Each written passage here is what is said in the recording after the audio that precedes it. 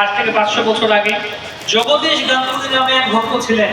তো তিনি ভাবলেন, তো তিনি খুব ভালো ভক্ত ছিলেন, কিন্তু তার চোখ দৃষ্টিশক্তি চলে যায়, অন্ধ হয়ে যান তিনি।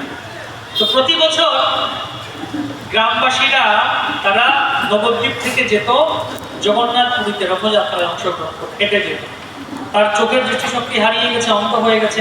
তো গ্রামবাসীরা বললো, আপনাকে আমরা নিয়ে যাব না, কারণ আপনি চোখে দেখতে পান না, আমরা দুর্গম পথ দিয়ে যাব। তো তখন কি করা যায়? জগদীশ গাঙ্গুলি দুঃখ পেলেন। ভগবান তাকে স্বপ্নে এসে বললেন যে, জগদীশ, তুমি কালকে যাও, গঙ্গা স্নান করতে যাও। গঙ্গা যখন স্নান করবে তখন আমি একটি কাষ্ঠখণ্ড, কাঠের টুকরো রূপে ভেসে আসবো। তোমার মাথায় যখন স্পর্শ করবো, তোমার চোখের দৃষ্টিশক্তি ফিরে আসবে, দৃষ্টিশক্তি ফিরে আসবে। এবং তুমি ওই পাশের গ্রামে একজন কাঠ মিস্ত্রি আছে, যার কুষ্ঠরোগ হয়েছে, ওর কাছে যাবে, সে আমার বিগ্রহ তৈরি করে দেবে। এবং যখন সে আমার বিগ্রহ তৈরি করে দেবে, তখন তার কুষ্ঠরোগ ভালো হয়ে যাবে। ঠিক ঠিক পরবর্তী দিন সেরকম হলো।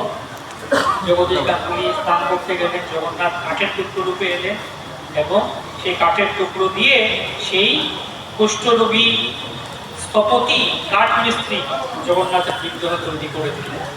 তো জগন্নাথের বিগ্রহ স্থাপন করা হলো, অনেক দিন জগন্নাথের সেবা পুজো হলো।